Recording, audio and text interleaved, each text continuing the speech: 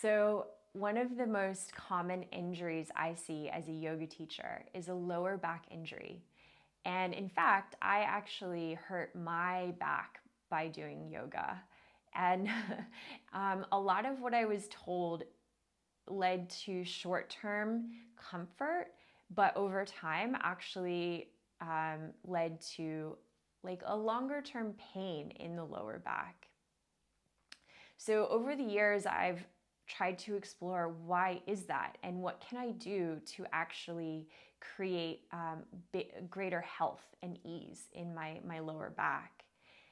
So today I'm going to take you through an understanding of the diaphragms and how they relate to the spine, and also why squeezing the pelvic diaphragm can be great for inverting and handstand press-ups, but could also lead to longer term injury in the back or instability.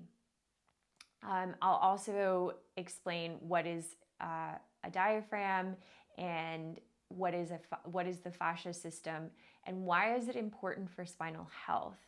And then lastly, I will give you 4 little pointers on things you can do to help improve spinal health. The first thing that we'll look at is the anatomy of the spine in relationship to our diaphragms. First, what is a diaphragm? So it's simply a grouping of fascia, muscle, and nerve endings that help to maintain separation between 2 different cavities in the body. So I actually work with multiple diaphragms. The first would be here in the head, which is called the tentorium. There's another one that bisects the brain, so it splits the brain in half. It's called the falx.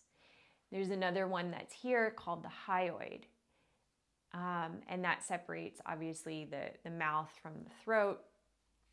Here we have the thoracic inlet. Right underneath the sternum, we have the abdominal diaphragm. And then in the pelvis, we have the pelvic diaphragm. And so specifically today, we'll be looking at the pelvic diaphragm and its relationship to lower back pain. So why are we considering the diaphragms in relationship to the spine? As you may have noticed as we went through the diaphragms, they are all intersecting the spine. And even the tentorium sits and connects to the very top of the cervical spine, which is this what we call the spine that's in your neck. So the very top of that is what we would call the atlas, and it's the top of the cervical spine. So tension in any one of these will create less space for movement for the entire spine. So the reason for that is that our fascia system and the diaphragms really connect and are very related to our fascia system, is something called a reciprocal tension membrane. And each of the diaphragms connect through the fascia system to each other, and also through muscles as well, and very clearly through the bones. But with reciprocal tension membranes, when one part of the system is tense, it's going to create a sense of pulling through the rest of the system, right? So the fascia is distributing forces throughout the body. And when one part of it is being pulled, it means that it's going to pull on other parts. In cranio, that place where it's pulling, we would call a fulcrum. So when that happens, it means that the entire system of fascia is having to compensate for that. So with our diaphragms, and specifically the pelvic floor, it also means that when one of the diaphragms is contracted or constricted, that will resonate in all the rest of the diaphragms as well. So for example, if you're having a lot of tension in the pelvic floor, you're also going to be having a lot of tension here in the tentorium. The pelvis and the diaphragm are very connected in cranio work. In fact, we say that they articulate together. But even more importantly, because of where the diaphragms sit along the spine, and the spine, in a sense, we used to think anatomically that it was the bones were sort of the centering force of the body, and then everything was moving from there. But actually, we are now looking at the body as more looking at the fascia as a system that's holding the body up, and the bones are articulating within, or articulating just means moving within the system of the fascia. So when there is tension in the diaphragms, the spine will actually have less range of motion. And the reason that that is important is because in order to keep the spine healthy for long periods of time, just like every other joint and bone in the body, it requires stress in different directions. Stress just meaning forces of gravity and movement in different directions and planes of motion to stay healthy for a long time, right? So in order for the spine to really move healthfully, it needs to do moving from side to side, backwards and forwards, and twisting.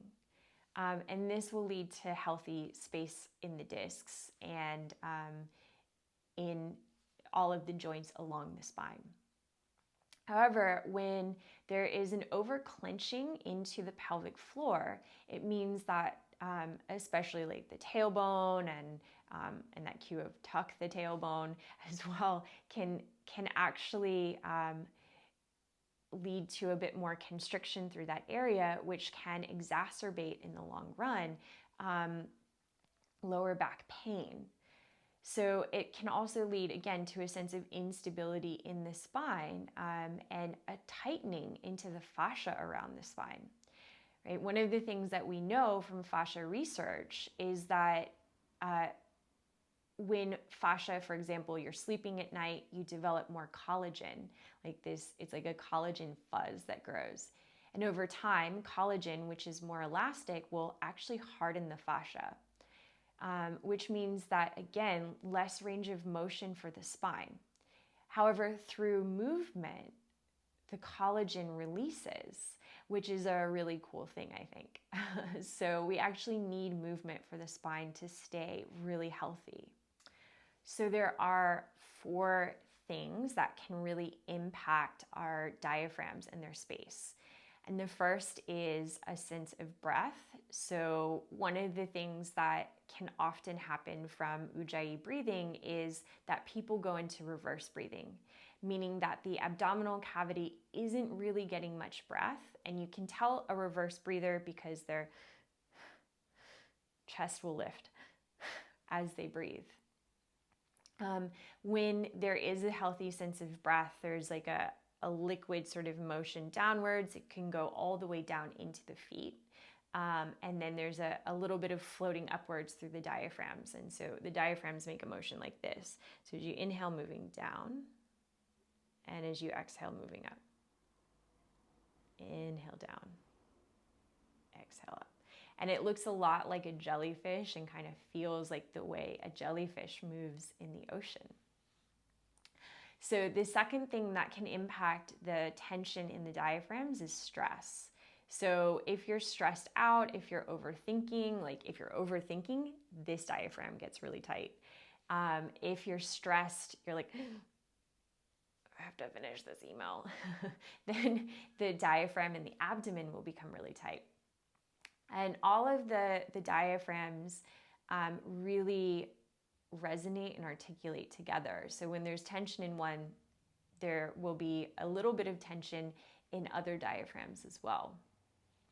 Another thing that can impact the space and flexibility of your diaphragms is what we will call organ motility, which simply means that your organs move in your body constantly.